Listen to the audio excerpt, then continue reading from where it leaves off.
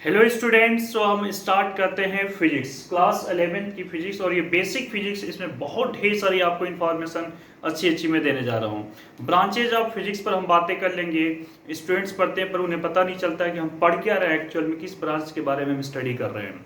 और भी हम ढेर सारी अच्छी अच्छी बातों को पर यहाँ पर करेंगे। एक चीज़ मैं आपको पहले बता देना चाहता हूँ कि ये जो मैं सीरीज स्टार्ट कर रहा हूँ, इसमें मैं क्लास 11th और क्लास 12th ये दोनों की ही फिजिक्स में करने जा रहा हूँ। और दूसरी बात ये है कि जो भी न्यूमेरिकल्स आपके होंगे, उन सभी न्यूमेरिकल्स को मैं अपने लैब लैंग्वेज में कन्वर्ट करके पहले आपको उस न्यूमेरिकल का सेंस को समझाऊंगा। क्वेश्चंस को लैब लैंग्वेज में कन्वर्ट करेंगे, मीन्स इंग्लिश लैंग्वेज में कन्वर्ट कर लेंगे, इंग्लिश और हिंदी दोनों उसमें रहेंगी। और फिर मैं वन बाय वन आपको उसके सॉल्यूशंस को दिखाऊंगा। तो इससे आप, मुझे उम्मीद है कि बहुत ज़्यादा आपको हेल्प मिलने वाली है।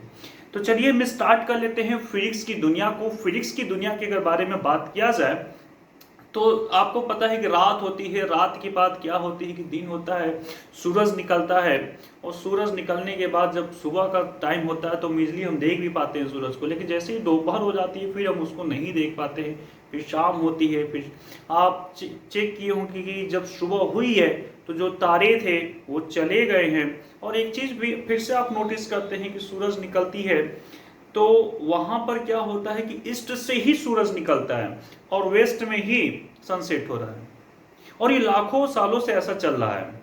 अगर हम बात करें कि हमारे पास एक पेड़ है, एप्पल ट्री है, तो एप्पल जब गिरा, जब टूटा पेड़ से, तो वो नीचे ही क्यों गिरा? वो आकाश में क्यों नहीं चला गया?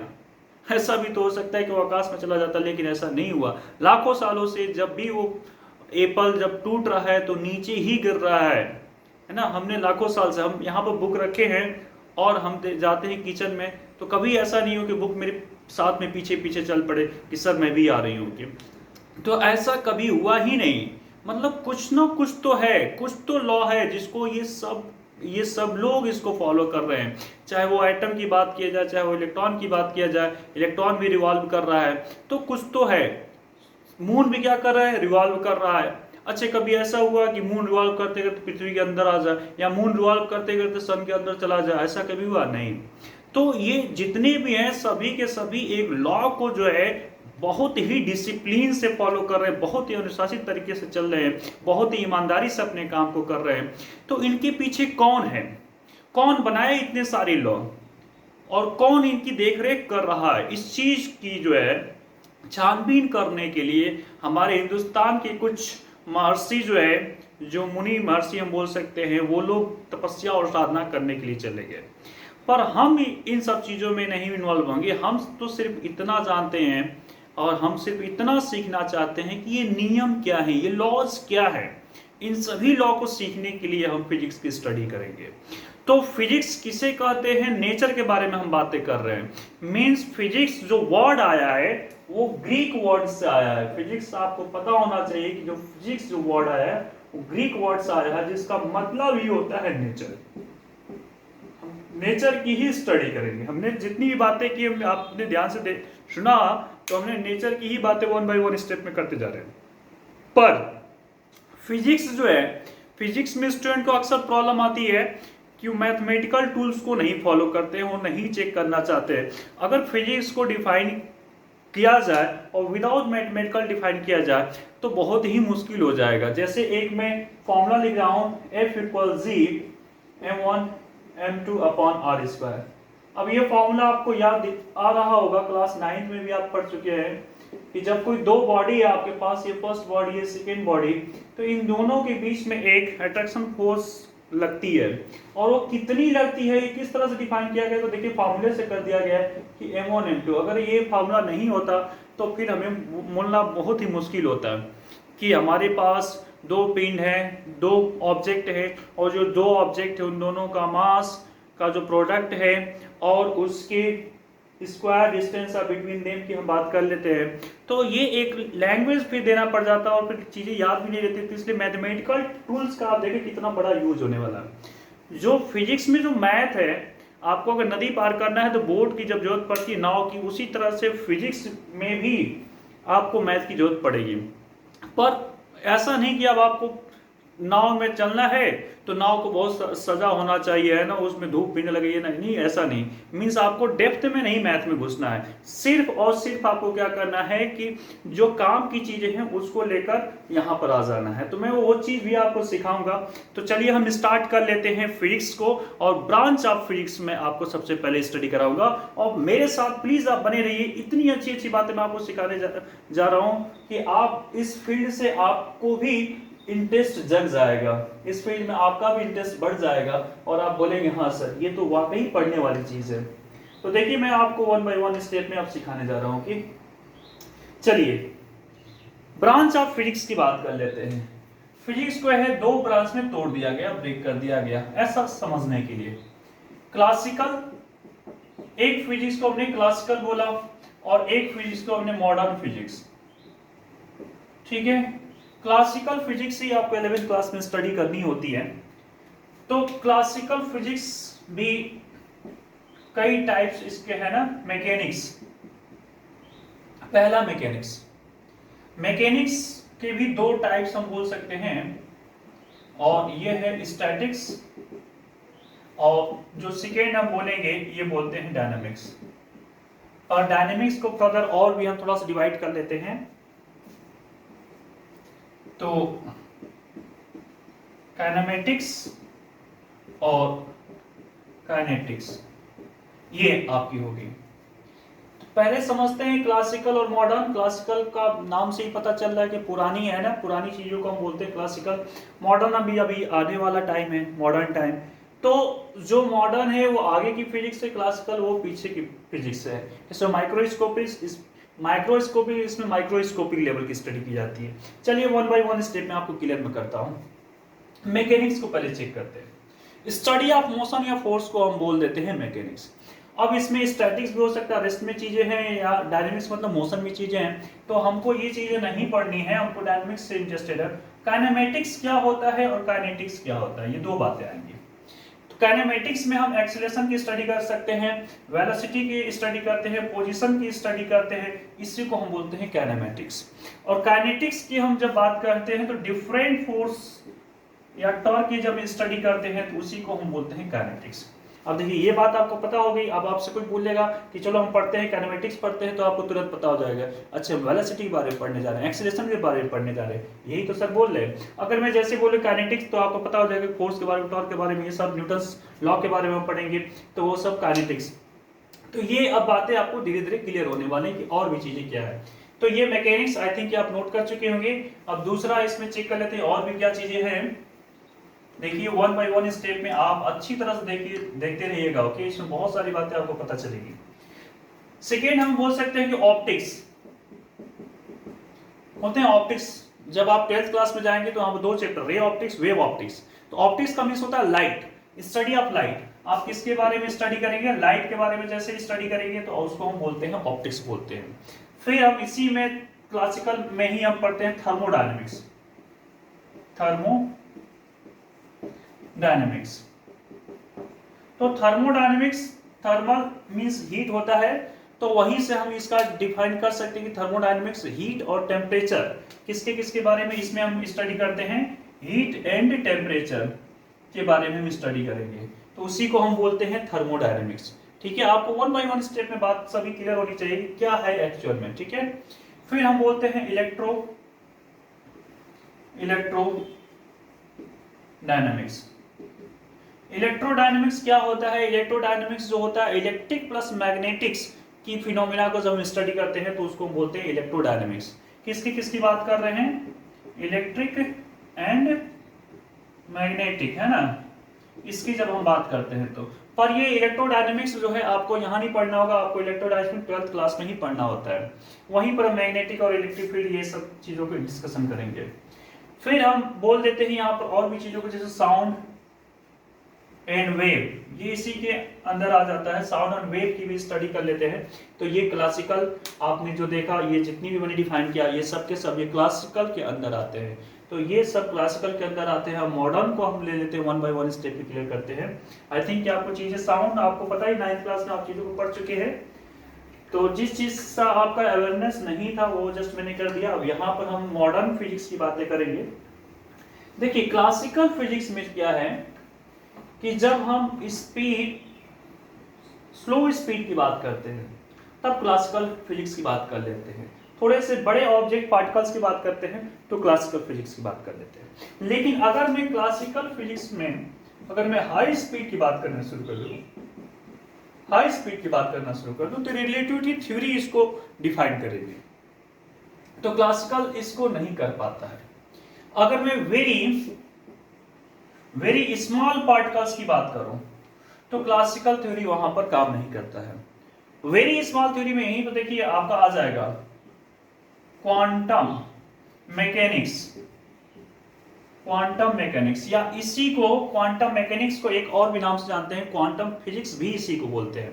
तो क्वांटम मैकेनिक्स बोले या क्वांटम फिजिक्स बोले एक ही बात है। ओके, तो चलिए अब आइए one by one modern physics में थोड़ा सा डिफाइन करें कि मॉडर्न फिजिक्स में तो सबसे पहले क्वांटम ही आ गया, तो क्वांटम को भी देख लेते हैं। ठीक है, क्वांटम फिजिक्स, कौन सी फिजिक्स हम स्टडी करेंगे यहाँ पर? Quantum physics means very small, atomic some, atomic level की जब हम बातें यहाँ पर कर रहे होंगे तो उस समय हम बात करते हैं क्वांटम फिजिक्स की।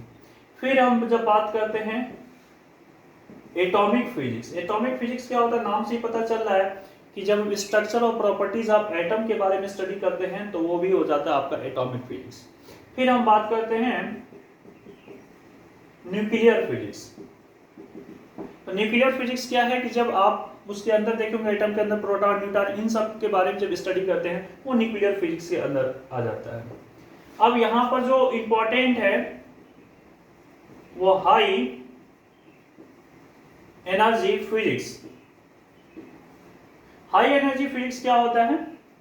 इसको एक और भी नाम से हम जानते हैं, इसका जो नाम है वो मैं आपको बता देता हूं, पार्टिकल फिजिक्स भी इसको बोलते हैं।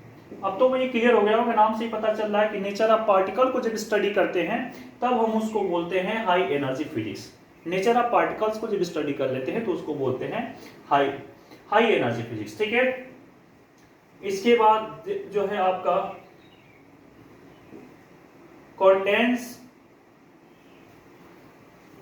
एक सेकेंड, इसके बाद जो है कंडेंस्ड मैटर फिजिक्स। ये क्या होता है? कंडेंस्ड मैटर फिजिक्स ये क्या होता है? तो जब हम स्टडी करते हैं कंडेंस्ड मटेरियल के बारे में, जब हम स्टडी करते हैं कंडेंस्ड मटेरियल के बारे में तो उसको बोलते हैं कंडेंस्ड मैटर फिजिक्स। ओके, तो आप जैसे आपको मैटर पता होगा, मैटर में क्या उसकी स्टेट्स होते हैं, सॉलिड, लिक्विड, गैस होते हैं, उसके बाद प्लाज्मा होता है। तो ये जो सारी बातें हैं आपको धीरे धीरे वन बाय वन स्टेप पे क्लियर हो जाएगी। तो यहाँ पर कंडेंस्ड मटेरियल के बारे में स्टडी किया जाता है, मैटर के बारे में स्टडी किया जाता है, उसी को हम बोलते हैं कंडेंस्ड मैटर फिजिक्स। ठीक है, तो चलिए ठीक है, अब आपको ये बातें क्लियर हो चुकी होंगी, quantum physics, atomic physics, high energy physics और कंडेंस्ड मटेरियल फिजिक्स। और वहां पर हम बातें कर रहे थे क्लासिकल में, आपका क्या बातें करें हैं हमने? मैकेनिक्स के बारे में हमने बात कर लिया। ठीक है, तो चलिए अब आगे थोड़ा सा हम कर लेते हैं। देखिए क्लास 11 से जब 12th में स्टूडेंट आते हैं या क्लास 11 में तो बहुत सारे सिंबल्स यूज होते हैं फिजिक्स में जो बहुत से बच्चों को पता नहीं चलता है। तो एक बार उन सिंबल को जस्ट मैं आपको बताने जा रहा हूँ, बहुत इंपॉर्टेंट है, आप प्लीज इसको देखिएगा। ओके, तो सबसे पहले हम एक सिंबल कर लेते हैं कापा। कापा को स्मॉल के, और इसका देखिए जैसे हम इंग्लिश अल्फाबेट लिखते हैं स्मॉल लेटर होता है और कैपिटल लेटर होता है, ठीक है ना? तो इसी तरह से लेकिन दोनों को पढ़ेंगे ए, तो इसमें डिफरेंस नहीं है, ये भी कापा ही पढ़ा जाएगा, ये भी कापा ही पढ़ा जाएगा, इस चीज को आप ध्यान थोड़ा सा रखेंगे। ठीक है, चलिए इसके बाद अभी से बात कर लेते हैं डेल्टा। तो देखिए डेल्टा ऐसे ही होता है, डेल्टा ऐसे भी होता है, पर ये स्मॉल है और ये कैपिटल है। बट बोलते समय आपको ये नहीं बोलना कि स्मॉल और कैपिटल, आपको सिर्फ बोलना है डेल्टा ही बोलना है। ऐसे ही आप बात करते हैं अल्फा, बीटा, गामा। चलिए अल्फा, बीटा, गामा, ये देखिए अल्फा ए, बीटा बी, और ये गामा को देखिए कैसे मैंने कर दिया। तो ये गामा का सिंबल है, ध्यान से देखिएगा थोड़ा सा, गामा का सिंबल ऐसा है आपका। ओके, अब यहां से बात करते हैं एप्सिलॉन की बात कर लेते हैं, ईटा की बात कर लेते हैं। एप्सिलॉन ऐसा होता है, ये क्लास 12th में आप जैसे ही जाएंगे आपको एप्सिलॉन वहां पर आ जाएगा। ईटा आपको पता ही होगा, क्लास 11th में भी इसका यूज होता है ईटा का, ये कुछ इस तरह से बनता है। इसके बाद हम बोल देते हैं कि पाई। पाई तो इन जनरल है, सबको पता होता है कि पाई ऐसे बनाते हैं। ठीक है, इसके बाद हम बात कर लेते हैं ओमेगा की। ओमेगा ये देखिए ऐसे होता है, पर अगर कैपिटल की यहाँ पर बात करें तो ओमेगा ऐसे भी डिनोट किया जाता है। तो ठीक है, और भी कुछ चीजें इसमें आ सकती हैं, बहुत सारी चीजें होती हैं। सिग्मा को देख लेते हैं। सिग्मा, सिग्मा कैसे होता है? सिग्मा ऐसे होता है, और ये कैपिटल लेटर का देखिए सिग्मा ऐसा होता है, देख रहे हैं। तो ये भी बहुत इंपॉर्टेंट है, ये बहुत से स्टूडेंट को पता नहीं होता है। ये जब फिजिक्स पढ़ने लग जाते हैं तो वहां पर ये जब साइन यूज होती है तो फिर उनको कंफ्यूजन होता है कि सर ये क्या है, ये भी ओमेगा बोल रहे, ये भी ओमेगा बोल रहे, सर इसको भी आपने सिग्मा बोला, इसको भी आपने सिग्मा बोला, तो ये स्मॉल है और ये कैपिटल है, सर इसको भी आपने डेल्टा बोला, इसको भी आपने डेल्टा बोला। तो आपको स्मॉल और कैपिटल का थोड़ा सा ध्यान रखना है। तो ये भी एक आपके लिए इंफॉर्मेशन है कि आप जितने भी सिंबल्स हैं उसको थोड़ा सा आप क्लियर रखें, कौन से क्या सिंबल है। अब देखिए मैं आपको लास्ट इसमें एक बहुत अच्छी बात सिखाने जा रहा हूँ, और आपको वो बात सीखकर बहुत अच्छी लगेगी, क्योंकि वो जो बात है वो ये है कि जब कन्वर्जन की बात आती है तो स्टूडेंट, बहुत सारे स्टूडेंट 11th क्लास में इसका नीड होगा फर्स्ट चैप्टर में, तो इसलिए मैं आपको बता रहा हूँ कि कन्वर्जन आपका इंपॉर्टेंट है। जैसे 1 किलोमीटर में कितना मीटर, तो आप इसको पता है कि 1000 मीटर, पर मुश्किल तब आती है जब मैं आपसे बोलता हूं कि 1 हेक्टोमीटर में कितना मिलीमीटर, या 1 मिलीमीटर में कितना आपका डेकामीटर, तब वहां पर प्रॉब्लम क्रिएट कर लेते हैं कुछ स्टूडेंट। मैं सच्ची बातें नहीं कर रहा हूं। तो जिन स्टूडेंट को इसमें प्रॉब्लम है, ये वाला टॉपिक नहीं क्लियर हो रहा है, मैं उनको देखिए एक ट्रिक बता देता हूं, और उस ट्रिक से आपको पूरा कॉन्सेप्ट क्लियर हो जाएगा। आप भी देखिए, हो सकता है ट्रिक आपको किसी को सिखाने में मदद मिल जाए। ये देखिए मुकदमा धक्का, मैं क्या लिखा हूं, रीड कीजिए आप, मुकदमा धक्का, ये रहा मुकदमा, ये रहा धक्का। अब क्या करना है आपको, जो लास्ट का जो एम दिख रहा है पहले इसको कट कर लें, किसी काम का नहीं है, ओके। अब इसमें आपको क्या कर लेना है, ए आई ओ यू वावेल्स जो आपको दिखाई देते हैं उसको कट कर लेना है। तो वावेल्स यहाँ पर यू दिख रहा है, ए दिख रहा है, ए दिख रहा है, ए दिख रहा है, कट गया। अब आपको क्या दिखेगा उसको देखिए, इस साइड से आपको नोट करना। सबसे पहले के आपको नजर आ रहा है, तो के को लिख लीजिए, फिर एच नजर आया, फिर डी नजर आया, फिर एम नजर आया, फिर डी नजर आया, फिर सी नजर आया, फिर एम नजर आया। चलिए दिखाई दिया आपको, देखिए के मैंने लिख लिया है, फिर एच लिखा हूं, फिर डी लिखा हूं, फिर एम लिखा हूं, एस तक। तो यहां पर आप लिखेंगे, सबको डिफाइन कर लेते हैं पहले। ये हो गया किलो, ये हो गया हेक्टो, ये हो गया डेका, ये होता है मीटर। अब देखिए मीटर ऐसे भी लिखते हैं और मीटर जो है ऐसे भी लिखा जाता है। आप कंफ्यूजन है क्रिएट करें, दोनों ही सही है, ठीक है। उसके बाद ये रहा डेसी, यहाँ पर रहेगा सेंटी, यहाँ पर रहेगा मिली आपका, ठीक है। ये बातें इतनी आपको क्लियर हो चुकी होंगी। तो अब इसका सब सिंबल, अगर किलोमीटर लिखना है तो के एम कर दें। यहीं पर आप मीटर की जगह लीटर भी कर सकते हैं, मीटर की जगह ग्राम भी कर सकते हैं। बस एक सीखना, सब क्लियर हो जाएगा, आराम से बस देख लीजिएगा प्लीज। हेक्टोमीटर अगर आपको लिखना है तो एच एम आप कर ले, है ना। डेकामीटर लिखना है तो क्या करना है, डी ए एम करना होगा, आपको ध्यान रखिएगा, डी ए एम करना होगा। यहाँ पर स्मॉल एच करें तो ज्यादा अच्छा है, ओके। उसके बाद मीटर करना है तो ये कर लें, फिर डेसीमीटर तो डी एम कर लें सिर्फ। यहाँ पर डी ए एम लिखा हो, चेक कीजिए, डी एम, यहाँ पर सिर्फ डी एम लिख रहा हूँ। सेंटीमीटर तो सी एम लिख दिया, मिलीमीटर तो एम एम लिख दिया। तो ये बातें आपको क्लियर होगी, ओके। आइए थोड़ा सा हम चेक करते हैं तो कुछ चीजों को। 1 किलोमीटर में हमको जानना था कि कितना मीटर होगा, 1 किलोमीटर में कितना मीटर होगा ये जानना था आपको। ये देखिए 1 कहाँ है, किलोमीटर के पास है क्या, देखिए तो 1 किलोमीटर, यहाँ पर 1 है तो जहां पर 1 है वहीं से स्टार्ट कीजिए 1, ठीक है। जाना कहाँ तक है, मीटर तक सर। ये देखिए 0 0 0 आ गए ना। 1 के बाद कितना जीरो दिखाई दे रहा है, 1 2 3, हो गया, कंप्लीट हो गया। अच्छा लगा, चलिए अभी और भी देखिए, थोड़ा सा कंफ्यूजन ना रह जाए क्योंकि इसमें और भी चीजें भी हैं, देखते जाइए। आप बोल रहे हैं सर मुझे 1 डेकामीटर में जानना है कितना सेंटीमीटर होता है, कोई प्रॉब्लम नहीं है। 1 डेकामीटर में जानना, अच्छे डेका कहाँ है जी, यहाँ है, तो 1 इसी के साथ लगाओ, डेका के साथ तो 1 लगाइए। कहाँ तक जाना है आपको, सेंटीमीटर तक जाना, आइए सेंटीमीटर तक लेके जाए आपको। ये रहे सेंटीमीटर, पहुंच गए। ये देखिए 1 के बाद कितना जीरो दिख रहा है, 1 2 3, 1 के बाद 3 जीरो। सर एक और, अच्छे ठीक है, एक और कर लेते हैं। देखिए आप देखिए, आपको अच्छा लगेगा। 1 मीटर में आप पूछ रहे सर कितना सेंटीमीटर होता है, 1 मीटर में आपने पूछा कितना सेंटीमीटर होता है। तो ये देखिए किसके पास 1 लगा है, मीटर के पास, मीटर के पास 1 लगाइए।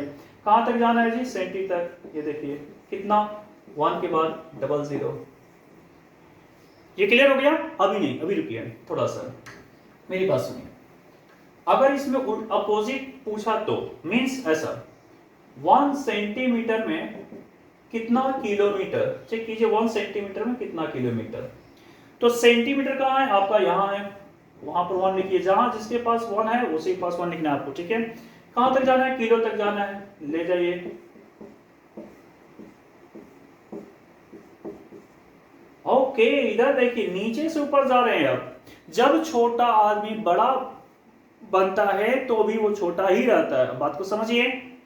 अगर आपके मम्मी पापा हैं, आप भले ही बड़े हो जाए, हाइट में बड़े हो जाए, लेकिन क्या आप उनका पैर नहीं छुएंगे, आप रहेंगे तो नीचे ही ना उनके। आप टीचर से तो टीचर से कितने भी बड़े हो जाए लेकिन रहेंगे उनके नीचे। तो छोटा आदमी कितना भी बड़ा बन जाए पर वो छोटा ही रहता है, वो नीचे ही रहेगा। 1 अपॉन में 1 2 3 4 5 कितना 0 5 0 हो गया, 1 अपॉन 5। ओके 1 लाख है। अब चेक कीजिए एक और जस्ट लास्ट, उसके बाद मैं आपको कुछ टास्क दे देता हूं। 1 डेसीमीटर, 1 डेसीमीटर में कितना मीटर, सिंपल सा क्वेश्चन है। तो देखिए डेसी यहाँ है और मीटर कहाँ है, यहाँ है। डेसी के पास 1 है तो 1 रखा, मीटर ये नीचे से ऊपर जा रहा है तो 1 अपॉन क्या हो जाएगा 10 हो जाएगा। तो ये आई थिंक कि आप सीख चुके हैं। और एक चीज अब आपको मैं कर देता हूँ, कुछ क्वेश्चन आपको दे रहा हूँ, आप इसको प्लीज कमेंट में लिख कर मुझे दीजिएगा, मैं चेक करूंगा क्या आपने सही किया या गलत किया। 1 हेक्टोमीटर में मैं आपसे जानना चाहता हूँ कितना मीटर होता है। 1 डेसीमीटर में मैं आपसे जानना चाहता हूँ कितना मिलीमीटर होता है। 1 mm में मिलीमीटर में जानना चाहता हूँ कितना मीटर होता है। 1 mm में मैं जानना चाहता हूँ कितना किलोमीटर होता है। ये 4 क्वेश्चंस हैं जिसको आप करेंगे और कमेंट में मुझे लिखकर बताएंगे। तो प्लीज मेरा जो आपको दिया, मैंने आपको जो पढ़ाया, मैंने आपको जो सिखाया, ये कैसा लगा ये आपको फीडबैक में देना है। और प्लीज मेरे चैनल को आपको सब्सक्राइब करना है, लाइक करना, शेयर करना है। Okay, thank you all.